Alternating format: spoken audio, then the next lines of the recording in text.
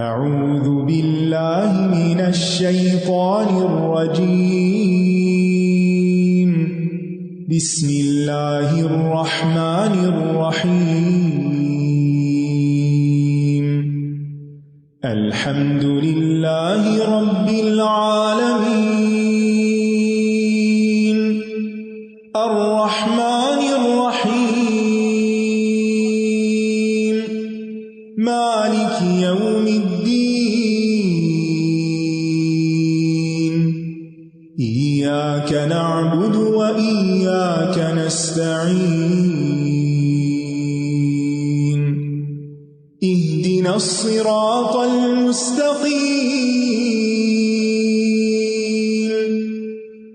صراط الذین انعمت علیہم غیر المغضوب علیہم ولا الضالین۔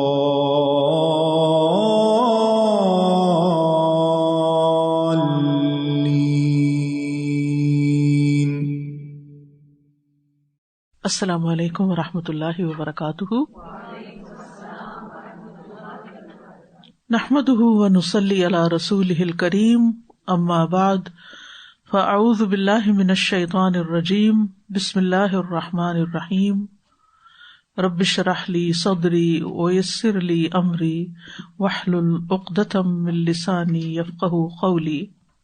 وَمِنَ النَّاسِ مَن يَقُولُ آمَنَّا بِاللَّهِ وَبِالْيَوْمِ الْآخِرِ وَمَا هُمْ بِمُؤْمِنِينَ يُخَادِعُونَ اللَّهَ وَالَّذِينَ آمَنُوا وَمَا يَخْدَعُونَ إِلَّا أَنفُسَهُمْ وَمَا يَشْعُرُونَ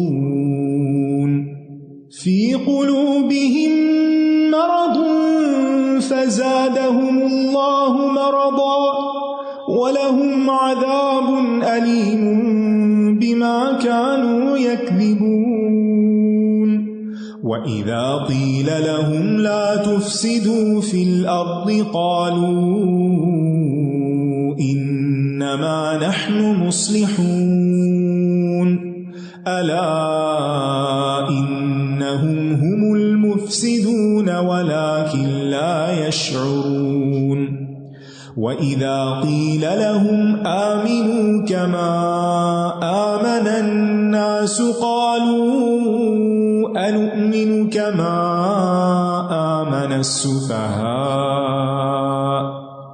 ألا إنهم هم السفهاء ولكن لا يعلمون وَإِذَا لَقُوا الَّذِينَ آمَنُوا قَالُوا آمَنَّا وَإِذَا خَلَوْا إِلَى شَيَاطِينِهِمْ قَالُوا إِنَّا مَعَكُمْ إِنَّمَا نَحْنُ مُسْتَهْزِئُونَ اللَّهُ يَسْتَهْزِئُ بِهِمْ وَيَمُدُّهُمْ فِي طُغْيَانِهِمْ يَعْمَهُونَ أولئك الذين اشتروا الضلالة بالهدى فما ربحت تجارتهم وما كانوا مهتدين۔ تفسیر آیت نمبر 8 سے۔ وَمِنَ النَّاسِ مَن يَقُولُ آمَنَّا بِاللَّهِ وَبِالْيَوْمِ الْآخِرِ وَمَا هُمْ بِمُؤْمِنِينَ۔ اور لوگوں میں سے کچھ وہ ہیں جو کہتے ہیں کہ ہم اللہ پر اور آخرت کے دن پر ایمان لائے ہیں، حالانکہ وہ مومن نہیں ہیں۔ جیسا کہ آپ جانتے ہیں کہ اس سورت کی ابتدائی 4 آیات میں خالص مومنین کا ذکر ہے، متقین کا ذکر ہے، پھر 2 آیتیں خالص کفار کے حال کے بارے میں ذکر کی گئی ہیں۔ اب یہاں سے اللہ سبحانہ وتعالیٰ نے ان منافقین کا حال بیان کیا ہے جو بظاہر ایمان کو ظاہر کرتے ہیں لیکن اندر کفر کو چھپائے ہوئے ہوتے ہیں۔ یہ کفر اور ایمان کے درمیان لٹک رہے ہیں، نہ ادھر کے ہیں نہ ادھر کے ہیں۔ ان لوگوں کا معاملہ چونکہ بہت مشتبہ ہوتا ہے، مشکوک ہوتا ہے، اس لیے ان کے بارے میں زیادہ تفصیل کے ساتھ بتایا جا رہا ہے تاکہ لوگ ان کو پہچان جائیں۔ فرمایا وَمِنَ النَّاسِ مَن يَقُولُ، اور لوگوں میں سے کوئی ایسا بھی ہے جو کہتا ہے. ومن الناس، الناس کا لفظ وہ ہے جس کا کوئی واحد نہیں ہوتا، کوئی مفرد نہیں ہوتا. ایسے الفاظ کو الفاظ الجموع کہا جاتا ہے، جمع سے جموع. جیسے قوم کا کوئی مفرد نہیں، حالانکہ قوم میں بہت سے لوگ ہوتے ہیں، تو ایسے الفاظ کو الفاظ الجموع کہتے ہیں. تو مراد یہاں ہے لوگ. تو لوگوں میں سے من یقول، جو کہتے ہیں. اب یہ کن لوگوں کی طرف اشارہ ہے؟ منافقین کی طرف. منافقین کو الناس کہا گیا ہے، یعنی پچھلے گروہ تو واضح ہیں، مومن ہیں اور کافر ہیں، اور یہاں پر کون ہے؟ منافق. کہ لوگوں میں سے کچھ ایسے لوگ ہیں، یعنی منافق ہیں، اور ان کو الناس کہہ کے ان کی شان کو گھٹایا گیا ہے. یعنی یہ ایسے لوگ ہیں جن کے اندر نہ دائیں ہاتھ والوں کے اوصاف ہیں نہ بائیں ہاتھ والوں کے، بلکہ بیچ میں لٹک رہے ہیں. کیوں؟ اس لیے کہ من یقولو، جو کہتے ہیں آمنا باللہ وبالیوم الآخر، ہم اللہ پر ایمان لائے اور آخری دن پر ایمان لائے. یعنی جو اپنی زبان سے یہ ظاہر کرتے ہیں کہ ہم ایمان والے ہیں، بس منہ سے بولتے ہیں، دل سے نہیں کہتے، یقین سے نہیں کہتے، ان کا ایمان حقیقی ایمان نہیں ہے. ایمان کی ڈیفینیشن پیچھے آپ کو بتائی گئی تھی. کیا؟ دل میں پورا یقین، تصدیق، زبان سے اقرار اور عمل سے اظہار. ٹھیک ہے، یعنی دل میں عقیدہ رکھنا، زبان سے اقرار کرنا اور اعضاء سے عمل کر کے دکھانا. تو ایمان میں نیت، قول اور عمل سب کچھ شامل ہے. تو جو انسان دل سے تصدیق کرے لیکن زبان سے نہ بولے اور نہ عمل کرے، تو اس کا معاملہ جیسے ابو طالب کا معاملہ تھا. وہ دل سے یقین کرتے تھے کہ یہ سچا دین ہے، لیکن زبان سے اقرار نہیں کیا اور نہ ہی اس کے مطابق عمل کیا. تو ایسے لوگوں کو دل کی تصدیق فائدہ نہ دے گی. اسی طرح صرف زبان سے اقرار بھی کافی نہیں کہ انسان صرف بولتا رہے اور اندر سے وہ مومن نہ ہو، جیسے یہ منافق ہیں، یہ ان کا حال ہے. اسی طرح وہ لوگ جو دل سے بھی یقین کریں اور زبان سے بھی بولیں لیکن عمل میں اظہار نہ کریں، یہ ایک تیسری کیٹیگری ہے ایسے لوگوں کی. جانتے ہیں ان کو، بہت عام ہے یہ، جن کا دل میں یقین پکا ہے کہ اللہ ہے، آخرت ہے، حساب کتاب ہونا ہے، سب کچھ بول کے بھی کہتے ہیں لیکن ان کا عمل اس کے مطابق نہیں. اس کے بارے میں حدیث میں بھی آتا ہے، رسول اللہ صلی اللہ علیہ وسلم نے فرمایا، اے ان لوگوں کی جماعت جو صرف اپنی زبان سے ایمان لائے ہو اور ان کے دلوں میں ایمان داخل نہیں ہوا، مسلمانوں کی غیبت مت کیا کرو اور ان کی عزت و آبرو کے درپے نہ ہوا کرو، اس لیے کہ جو کسی کی عزت کے درپے ہوتا ہے، یعنی کسی کی عزت خراب کرتا ہے، اللہ اس کی عزت کے درپے ہو جاتا ہے، اور اللہ جس کی عزت کے درپے ہو جائے تو اس کو اس کے گھر میں ہی رسوا کر دیتا ہے، یعنی اس کی شامت آئی کہ آئی. اور یہاں پر لفظ پھر یوم الآخر استعمال ہوا. اس سے پہلے اس کے لیے کیا استعمال ہوا تھا؟ آخرہ.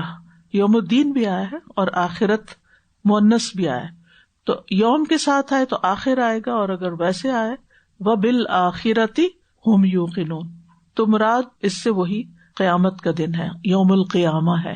کہ لوگوں میں سے کچھ ایسے لوگ ہیں جو زبان سے بس کہتے ہیں کہ ہم اللہ پر ایمان لائے اور آخری دن پر ایمان لائے، لیکن وَمَا هُمْ بِمُؤْمِنِينَ وہ حقیقت میں مومن نہیں ہے، وہ اللہ سبحانہ تعالیٰ کے نزدیک ایمان والوں کی کیٹیگری میں شامل نہیں ہے. لہذا ایمان والوں کے لیے جو خوشخبریاں ہیں وہ ان کے لیے نہیں ہیں.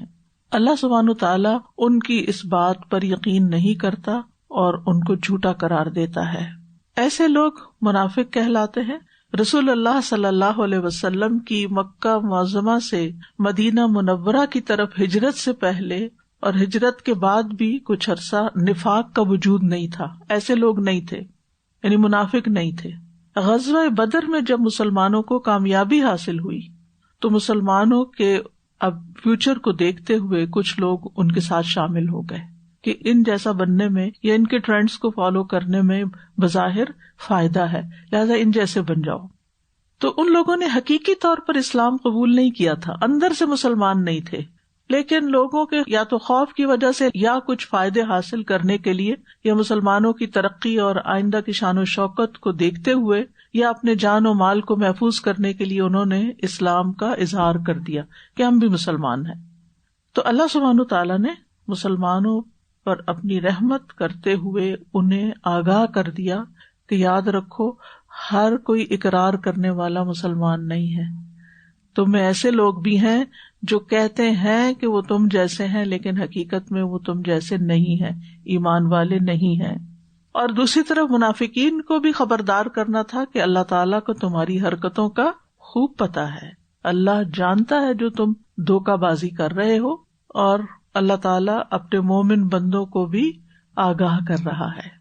تو یہ تیسری کیٹیگری منافقین کی ہے، اور منافق کا لفظ جو ہے یہ نفاق سے ہے، اور نفاق نفق سے ہے، اور نفق کہتے ہیں ٹنل کو، سرنگ کو جس کے دو سوراخ ہوتے ہیں، یعنی منافق وہ جو دو چہروں والا ہوتا ہے، دو رخا انسان ہوتا ہے، اندر سے کچھ اور باہر سے کچھ۔ اور منافق کا لفظ منافق کیوں ہے؟ عربی زبان میں نافقہ یربوع کو کہتے ہیں، جو جنگلی چوہا ہوتا ہے وہ جب اپنا گھر بناتا ہے تو اس کا ایک دروازہ نہیں ہوتا صرف جانے والا، بلکہ نکلنے کے لیے بھی وہ ایک دو دروازے بنا لیتا ہے تاکہ اگر اس کو کوئی خطرہ ہو تو وہ دوسری طرف سے چھپ کے نکل جائے، یعنی اپنا تحفظ کرنے کے لیے ایمرجنسی ایگزٹ بھی اس نے بنایا ہوا ہے۔ اور اس راستے کو قاصعہ کہتے ہیں، ضرورت نہیں کبھی پڑھیں تو پتہ ہو یہ کیا بات ہے۔ تو منافق بھی اسی طرح اسلام میں داخل ہوتا ہے، لیکن جب اسے کسی خطرے کا سامنا ہوتا ہے، کوئی مشکل حکم آ جاتا ہے تو پھر وہ کیا کرتا ہے؟ دوسری طرف سے نکل جاتا ہے۔ تو نفاق کیا ہوا؟ زبان کے ساتھ ایمان ظاہر کرنا اور دل میں کفر چھپانا۔ حذیفہ بن یمان سے منافق کے بارے میں پوچھا گیا تو انہوں نے کہا، منافق ایسا شخص ہے جو اسلام کا اظہار تو کرتا ہے لیکن اس پر عمل نہیں کرتا۔ نفاق کی دو قسمیں ہیں، ایک ہے اعتقادی نفاق اور ایک ہے عملی نفاق، ٹھیک ہے؟ ایک ہے نفاق اکبر کہہ لیں اور ایک ہے نفاق اصغر۔ جیسے کفر کی دو قسمیں پڑھی تھی نا آپ نے، تو کفر اکبر کیا ہے؟ اللہ کو نہ ماننا اور ایمان کے جتنے تقاضے ان میں سے کسی کا انکار کر دینا۔ اور کفر اصغر کیا ہے؟ کہ جو کرنے کو کہا گیا وہ نہ کرنا، جن سے روکا گیا اس کا انکار کر دینا، نہ رکنا، عمل سے انکار کرنا، عملی کفر ہوتا ہے۔ تو نفاق بھی دو طرح کا ہے، ایک نفاق ہے جس میں انسان دل سے کافر ہوتا ہے، پکا کافر ہوتا ہے، دل اس کا بالکل یقین نہیں کرتا، یعنی اس کا عقیدہ ہی خراب ہے، اندر سے بگاڑ ہے اس کے، لیکن اوپر سے وہ کچھ ظاہر کرتا رہتا ہے، مسلمانوں والی باتیں کرتا ہے۔ ایسا نفاق جو ہے یہ اصل نفاق ہے اور یہ بہت خطرناک ہے، اور اس کا انجام بھی بہت خطرناک ہے۔ ان المنافقین فی الدرک الاسفل من النار، ایسے لوگ جہنم کے سب سے نچلے گڑھے میں ہوں گے۔ اعتقادی منافق کی کچھ علامتیں ہوتی ہیں، جیسے رسول اللہ صلی اللہ علیہ وسلم کی لائی ہوئی شریعت کے کچھ حصوں کی تکذیب کرنا، اس کو جھٹلا دینا، اس آیت کو میں نہیں مانتا، اس چیز کو میں نہیں مانتا۔ رسول اللہ صلی اللہ علیہ وسلم سے بغض رکھنا، آپ کی لائی ہوئی شریعت سے بغض رکھنا، آپ کے دین کے نقصان پہ خوش ہونا، دین کے دشمنوں کی کامیابی کو پسند کرنا۔ دوسرا ہوتا ہے عملی نفاق۔ عملی نفاق کو نفاق اصغر بھی کہا جاتا ہے، نفاق اصغر، عمل کا نفاق۔ یہ انسان کو ملت سے باہر نہیں نکالتا، یعنی رہتا وہ امت میں ہی ہے، مگر ہے یہ بہت بڑا جرم اور گناہ۔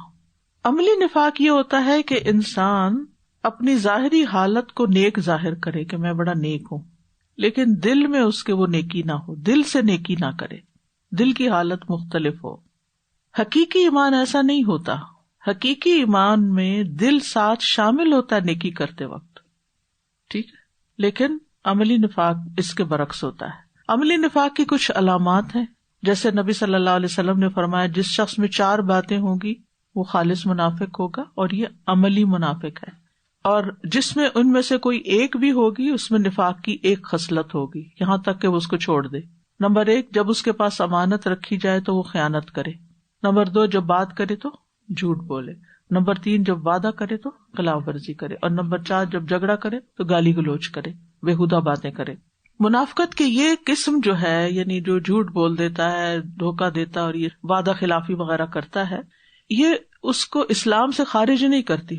مثلاً اگر کسی شخص نے جھوٹ بول دیا تو آپ یہ نہیں کہیں گے کہ یہ کافر ہو گیا، یہ نہیں ہو سکتا، وہ رہے گا مسلمان ہی، لیکن اس نے جو اس کبیرہ گناہ کا ارتکاب کیا ہے اس کو بھگتے گا، اس کی سزا ملے گی اس کو اگر اس نے توبہ نہ کی۔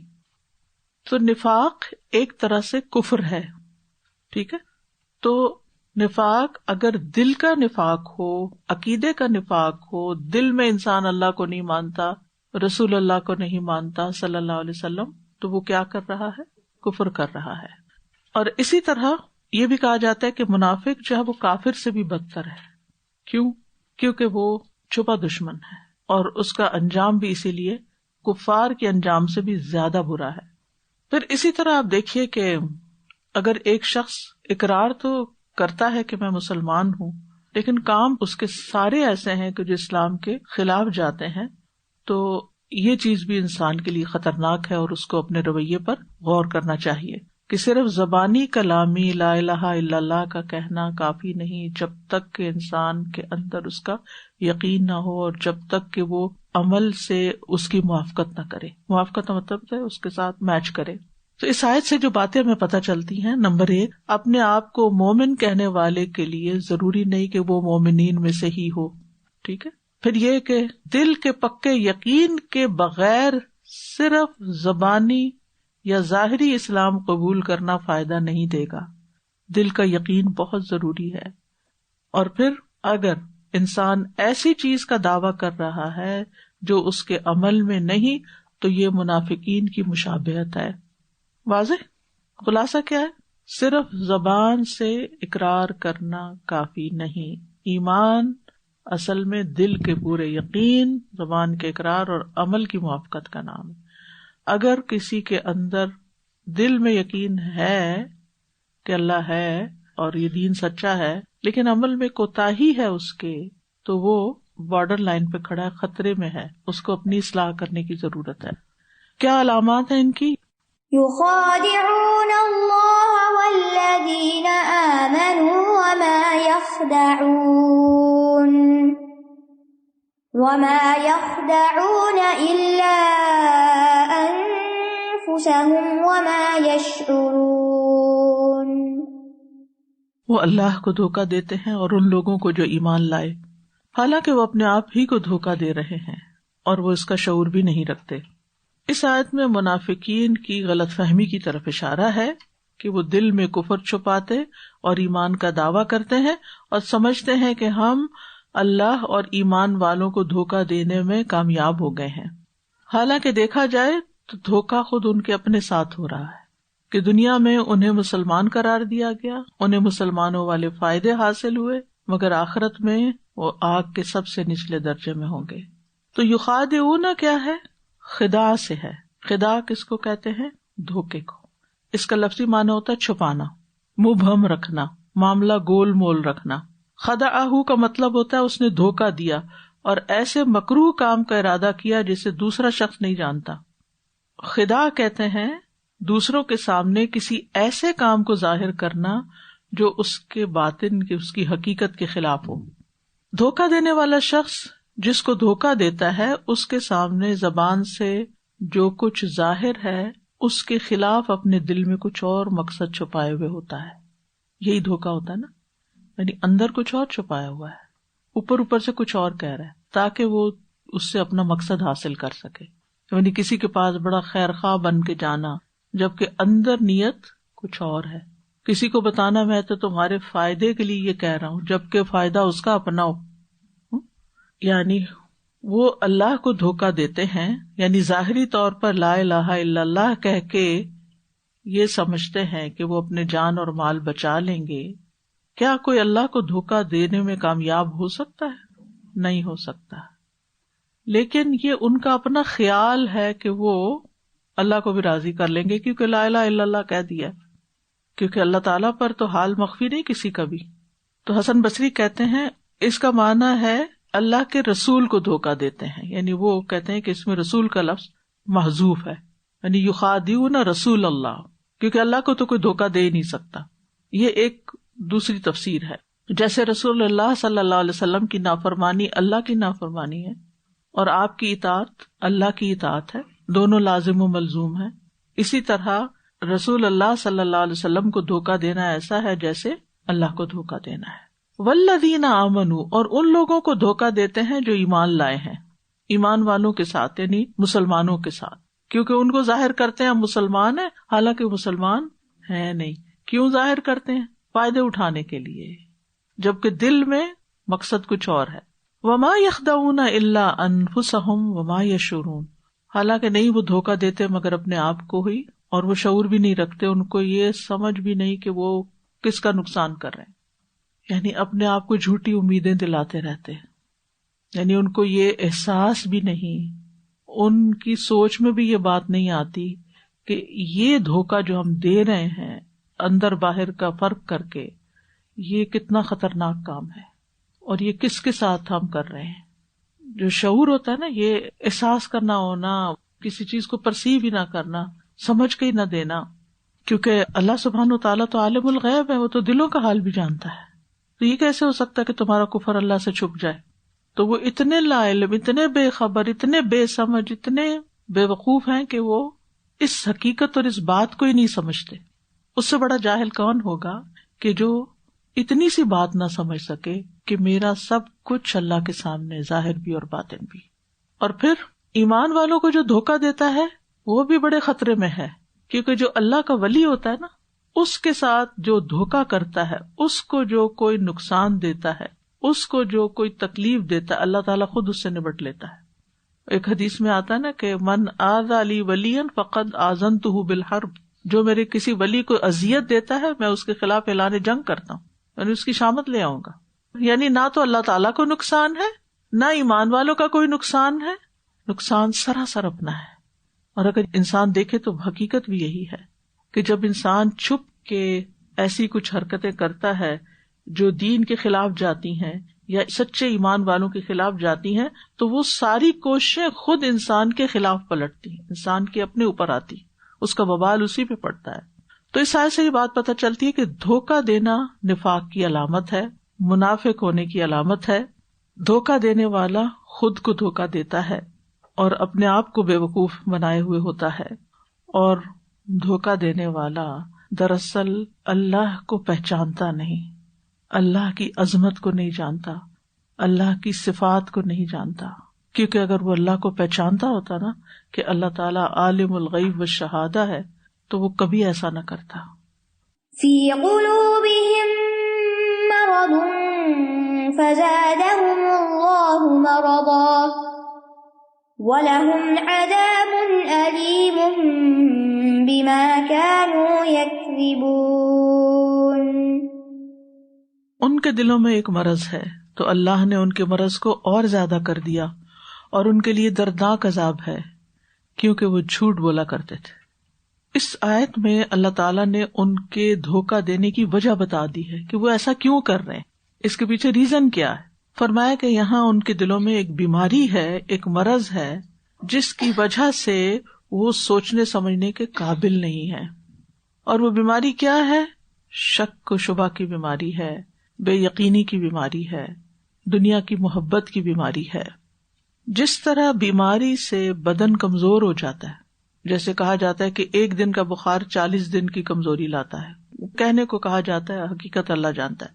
لیکن کسی بھی بیماری سے آپ اٹھتے ہیں تو بعض اوقات بیماری کا عرصہ جو ہوتا ہے وہ بہت تھوڑا ہوتا ہے، ایک جھٹکا ہی آتا ہے، لیکن ریکوری کا عرصہ لمبا ہوتا ہے. ٹھیک ہے، تو بیماری بہرحال انسان کو کمزور کر دیتی، ویک کر دیتی ہے، اور خاص طور پر اگر انسان اس کا علاج نہ کرائے تو وہ مرض بڑھتا چلا جاتا ہے. تو اس لیے فی قلوبہم مرض فزادہم اللہ مرضا، چونکہ انہوں نے بیماری اپنی کا علاج نہیں کیا ایمان کے ساتھ، لہذا اللہ نے ان کی بیماری اور بڑھا دی، اور الٹیمیٹلی ان کے لیے دردناک عذاب ہے، کیونکہ وہ اپنے آپ سے جھوٹ بولتے ہیں. بما کانوا یکذبون. تو یاد رکھیے قرآن مجید سے پتہ چلتا ہے کہ دل کی بیماریاں دو طرح کی ہیں، ایک ہے شکوک و شبہات کی بیماریاں، اور دوسری ہیں شہوات کی. شہوت کہتے ہیں خواہش کو، خواہشات، اور خاص طور پر جنسی خواہشات. تو دل کو دو قسم کے امراض لاحق ہوتے ہیں، ایک ہے مرض الشبہ، شک و شبہ، اور دوسرا ہے مرض الشہوہ. تو شک یعنی ان کا جو ایمان ہے نا، دل کا جو یقین ہے وہ پورے یقین میں نہیں بدلا، دل ان کا تصدیق نہیں کرتا، دین کو سچا نہیں سمجھتا، پکا یقین نہیں ہے ان کا. وہ بالآخرت ہم یوقنون نہیں ہے، وہ بس ہاں پتہ ہے آخرت آئے گی، یقین کوئی نہیں. تو جب یقین نہیں ہوتا تو پھر انسان کا عمل بھی نہیں بدلتا. کسی بھی چیز کے بارے میں جب انسان کا یقین ڈھیلا ہوتا ہے تو پھر عمل بھی اتنا ہی ڈھیلا ہوتا ہے. مثلاً آپ کو معلوم ہو کہ جی یہ دوا پینے سے میرا بخار اتر جائے گا اور آپ کو پکا یقین ہو تو آپ کیا کرتے ہیں؟ کڑوی دوا بھی پی لیتے ہیں شفا کے لیے. اور اگر آپ کا شک ہو بس یہ پتہ نہیں ڈاکٹر نے میری بات بھی صحیح نہیں سنی تھی, پتہ نہیں ٹھیک ہے دوا کے نہیں, پتہ نہیں اس کے کوئی سائڈ افیکٹس نہ ہو, تو انسان کیا کہتا ہے میرا خیال ہے بہتر ہے میں دوا نہ ہی لوں. فرق آ گیا نا. تو بیماری کیا ہے؟ شک و شبہ کی, یعنی دین کو سچا نہیں سمجھتے. جو کچھ قرآن و سنت میں کہا گیا اس کے اوپر پورا ایمان نہیں ہے کہ یہ جو کہا گیا ویسا ہی ہے, ایسا ہوگا. اور دوسری طرف شہوت میں زنا, فواحش, گناہوں سے محبت, یہ سب شہوات کے مرض ہیں. تو مطلب یہ ہے کہ ان کے دلوں میں یہ خرابیاں ہیں اور ساتھ ہی دنیا کی ایسی محبت ہے کہ انہیں دنیا کی رنگینیوں میں خوشی حاصل ہوتی ہے, دنیا سے محبت کرتے ہیں, آخرت کا ذکر بھی نہیں سننا چاہتے, آخرت کی بات نہیں کرنا چاہتے, آخرت کی طرف ان کی کوئی توجہ نہیں ہے. اب جو شخص دنیا سے محبت کرتا اور ہر وقت دنیا کے پیچھے دوڑ رہا ہو تو نتیجہ کیا ہوگا؟ وہ پھر وہی کام کرے گا جو اس کی دنیا میں فائدہ دیتے ہیں. اس لیے یہ اسلام کا اظہار بھی منافق کیوں کرتے تھے؟ دنیا کے فائدوں کے لیے کہ ہمیں کچھ مال غنیمت مل جائے. جب انہوں نے دیکھا کہ بدر سے مال غنیمت ملا ہے, 70 قیدی ان کے ہاتھ آئے ہیں اور وہ لوگوں میں تقسیم ہو جائیں گے تو لوگوں کے تو مزے ہو جائیں گے, تو چلو ہم بھی مسلمان ہوتے ہیں, آئندہ کسی جنگ میں یہ ہوگا تو ان کے ساتھ ملیں گے تو ہمیں بھی کچھ مال حاصل ہو جائے. تو ان کا اسلام بھی دنیاوی فائدوں کی خاطر, وہ دین کا نام بھی دنیا کی خاطر لیتے تھے. فزادہم اللہ مرضا, تو اللہ نے ان کو ان کے نفسوں کے حوالے کر دیا اور ان کی دنیا کی پریشانیاں ان پہ جمع کر دی, اور اب ان کو دنیا کی پریشانیوں نے اتنا گھیر لیا ہے کہ وہ دین کے لیے وقت ہی نہیں نکال سکتے. چونکہ دنیا کی محبت میں اضافہ ہوا لہٰذا دنیا کے پیچھے بھاگے, دنیا کے کام زیادہ ہوئے, جب کام اور مصروفیت زیادہ ہوئی تو اب دین کے لیے وقت نکالنا مشکل ہو گیا. اور یہ اللہ تعالیٰ کی سنت ہے, چاہے جسمانی بیماری ہو چاہے دل کی بیماری ہو, اگر انسان علاج نہیں کرتا تو بیماری بڑھ جاتی ہے, اور ویسے بھی ایک بیماری سے دوسری بیماری پیدا ہونے لگتی ہے. قرآن مجید کے ایک دوسرے مقام سے بھی ہمیں پتہ چلتا ہے کہ جب قرآن کی کوئی سورت نازل ہوتی ہے تو جو ایمان والے ہوتے ہیں فَأَمَّا الَّذِينَ آمَنُوا فَزَادَتْهُمْ ایمانا, ہر نئی سورت سے ان کے ایمان میں اضافہ ہوتا ہے. وَهُمْ يَسْتَبْشِرُونَ, اور وہ بہت خوش ہو جاتے ہیں. وَأَمَّا الَّذِينَ فِي قُلُوبِهِمْ مَرَضٌ فَزَادَتْهُمْ رِجْسًا إِلَىٰ رِجْسِهِمْ وَمَاتُوا وَهُمْ كَافِرُونَ, اور رہے وہ لوگ جن کے دلوں میں نفاق کی بیماری ہے تو اس صورت نے ان کی نجاست میں مزید نجاست کا اضافہ کر دیا, یعنی ان کی منافقت اور بڑھ جاتی ہے اور اس حال میں مرتے ہیں کہ وہ کافر ہوتے ہیں. لہٰذا یہاں بھی کیا بتایا گیا, وَلَهُمْ عَذَابٌ أَلِيمٌ بِمَا كَانُوا يَكْذِبُونَ, اور ان کے لیے دردناک عذاب ہے, یعنی آگے دردناک عذاب ہوگا کیونکہ وہ جھوٹ بولتے تھے. علیم کا لفظ علم سے, علم کہتے ہیں درد کو, یعنی درد دینے والا, بہت پین فل, اپنی قوت اور شدت کی وجہ سے.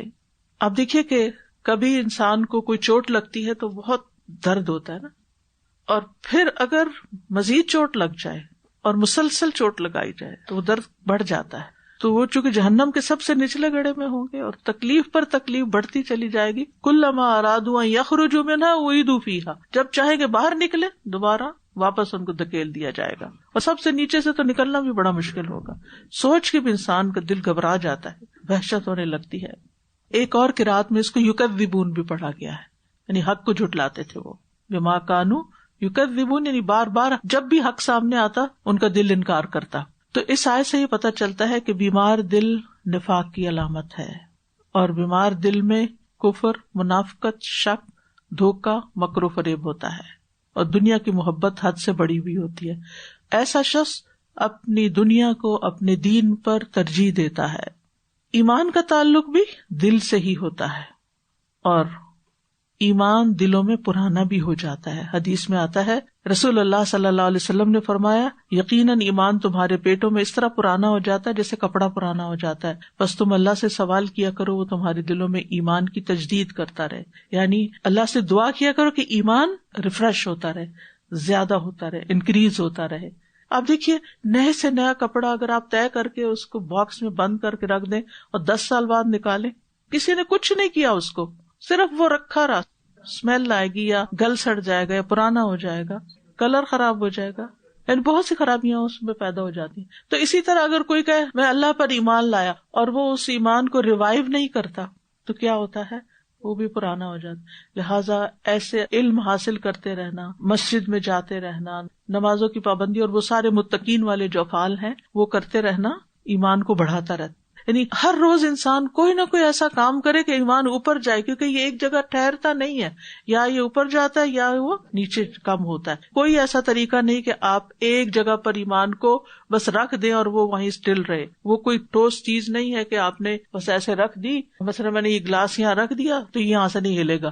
نہیں، ایمان نیک عمل کریں گے تو اوپر جائے گا، غلط کام کریں گے تو نیچے آئے گا. اور دل کی حالتیں بھی بدلتی رہتی ہیں. حذیفہ رضی اللہ عنہ کہتے ہیں دلوں کی 4 اقسام ہیں. غلاف میں لپٹا ہوا دل یہ کافر کا دل ہے، ٹیڑھا دل یہ منافق کا دل ہے، ملاوٹ کے بغیر دل گویا اس میں چراغ چمک رہا ہے یہ مومن کا دل ہے جس کی مثال سورۃ النور میں. اور ایک دل وہ ہوتا ہے جس میں ایمان بھی ہوتا ہے نفاق بھی ہوتا ہے، تو ملا جلا ایمان بھی ہے نفاق بھی ہے، کبھی ایک چیز اوپر آتی ہے کبھی دوسری آتی ہے. بس ایمان کی مثال یوں ہے جیسے کوئی درخت ہو جس کو پاکیزہ پانی مدد دیتا ہو، اور نفاق کی مثال ایسے ہے جیسے پھوڑا پھنسی ہو جس کو پیپ اور خون مدد دیتا ہو. بس ان دونوں میں سے جو بھی دل پہ غالب آ جائے وہی حالت غالب ہوگی. تو حق نہ ماننے پر مرض مزید بڑھتا ہے. تو دلوں کو بیمار کرنے والے بھی کچھ اعمال ہوتے ہیں، ان میں سے ایک ایمان لا کر کفر کے راہ پہ چلنا. ٹھیک ہے، اللہ کی آیات سے اعراض کرنا. کل مجھ سے کسی نے پوچھا اعراض کیا ہوتا ہے؟ اعراض ہوتا ہے روگردانی کرنا، منہ موڑنا، سنی ان سنی کر دینا، گویا یہ میرے لیے نہیں ہے، یہ میری بات نہیں ہو رہی. صحابہ میں سے 40 ایسے تھے جو اس بات کا خوف رکھتے تھے کہ کہیں ہمارے اندر کوئی منافقت والی بات تو نہیں آ گئی. وہ اپنے اوپر نفاق کا خوف رکھتے تھے. ہم میں سے آج تک کسی نے کوئی ایسی بات نہیں سوچی کہ کہیں میرے اندر تو نہیں منافقت. تو اللہ کی آیات سے منہ موڑ لینا، یا تو سننا ہی نہیں یا سن کے سنی انسنی کر دینا، غفلت میں پڑے رہنا اور اس کا احساس بھی نہ ہونا. لاہیتن قلوبہم، اللہ کے ذکر سے روگردانی کرنا. رسول اللہ صلی اللہ علیہ وسلم نے فرمایا اس شخص کی مثال جو اپنے رب کو یاد کرتا ہے اور جو اپنے رب کو یاد نہیں کرتا زندہ اور مردہ جیسی ہے. پھر جھوٹ بولنا، دنیا کی محبت دل کو کمزور کرنے کا باعث بنتی ہے، دنیا کی محبت. پھر برا اخلاق، یہ بھی منافقت کی علامت ہوتی ہے، جھگڑے میں گالیاں دینا. پھر دلوں کو بگاڑنے والے 5 اور کام بھی ہیں. ابن القیم کہتے ہیں دل کو بگاڑنے والے 5 کام ہیں. نمبر 1، لوگوں سے زیادہ گھل مل کے رہنا، ہر وقت لوگوں کے بیچ میں رہنا، ٹو مچ سوشلائزنگ. نمبر 2، خواہش پرستی، بس وہ کام کرنا جس کا دل چاہ رہا ہو، اور جو زیادہ امپورٹنٹ کام وہ چھوڑ دینا. دل چاہ رہا کھانے کو اٹھ کے کھانا شروع کر دینا چاہے وقت ہے یا نہیں، اور کھانے میں بھی بس جنک کھا لینا کیونکہ جو صحیح فوڈ ہے وہ دل کو نہیں لگ رہی. اسی طرح اللہ کے علاوہ کسی دوسرے سے اتنی محبت کرنا جتنی اللہ سے محبت کی جاتی. یعنی کسی بھی چیز، انسان ہو، مال ہو، کچھ بھی ہو دنیا کا، اس کی محبت اللہ کی محبت سے بڑھ جائے. پھر زیادہ کھانا اور زیادہ سونا، آرام طلب ہونا، یہ 5 چیزیں دل کو خراب کرنے والی چیزوں میں سب سے بڑی چیزیں ہیں. بعض سلف کہتے ہیں 2 خصلتیں دل کو سخت کر دیتی ہیں، زیادہ بولنا اور زیادہ کھانا پینا. یہاں پر خاص صفت جو منافقین کی اس آیت میں بتائے گی وہ کیا ہے؟ بالکل صحیح کہا، جھوٹ بولنا. یہ جڑ ہے منافقت کی، کیونکہ منافق دھوکہ بھی دیتا ہے، اس میں بھی جھوٹ پایا جاتا ہے. منافق وعدہ خلافی کرتا ہے، اس میں بھی جھوٹ ہوتا ہے. منافق امانت بھی خیانت کرتا ہے، اس کے پیچھے بھی جھوٹ ہوتا ہے. ٹھیک ہے، منافق کسی کو گالی دیتا ہے وہ بھی جھوٹ ہی ہوتی ہے. آپ کسی کو نعوذ باللہ کسی کو کتا کہتے وہ کتا تھوڑی ہوتا ہے، تو غلط بیان ہی کر رہا ہے. ٹھیک ہے نا. تو منافقت کی جڑ جھوٹ میں ہے. جب تک جھوٹ نہیں انسان سے نکلتا اس وقت تک نفاق ختم نہیں ہوتا. اور نبی صلی اللہ علیہ وسلم نے بھی منافق کی جو علامات بتائی ہیں ان میں سے سب سے پہلی صفت جھوٹ ہے. حضرت ابو بکر فرماتے تھے اے لوگو جھوٹ سے اپنے آپ کو بچاؤ کیونکہ جھوٹ ایمان کے مخالف ہے. جھوٹ اور ایمان ایک دل میں جمع نہیں ہوتے. رسول اللہ صلی اللہ علیہ وسلم نے فرمایا 3 خصلتیں جس میں ہو وہ منافق ہے، خواہ وہ نماز پڑھتا ہو، روزہ رکھتا ہو اور اپنے آپ کو مسلمان سمجھتا ہو. جب بات کرے تو جھوٹ بولے، وعدہ کرے تو وعدہ خلافی کرے، جب امانت رکھوائی جائے تو خیانت کرے. نبی صلی اللہ علیہ وسلم کے نزدیک سب سے زیادہ نفرت والی اور بغض والی بات جھوٹ تھی. جب کوئی جھوٹ بولتا تو آپ کا رویہ اس سے بدل جاتا تھا جب تک وہ اصلاح نہ کر لیتا. نبی صلی اللہ علیہ وسلم نے فرمایا کسی دل میں جھوٹ اور سچ جمع نہیں ہو سکتے. جھوٹ کی سزا دنیا میں بھی جلد مل جاتی ہے. مسلسل جھوٹ کی وجہ سے انسان اللہ کے ہاں جھوٹا لکھا جاتا ہے. مذاق میں بھی جھوٹ بولنے سے منع کیا گیا ہے. بچوں سے بھی جھوٹ بولنے سے منع کیا گیا ہے. ہمارا دین سچائی پر مبنی ہے، لہذا مومن سچا ہوتا ہے.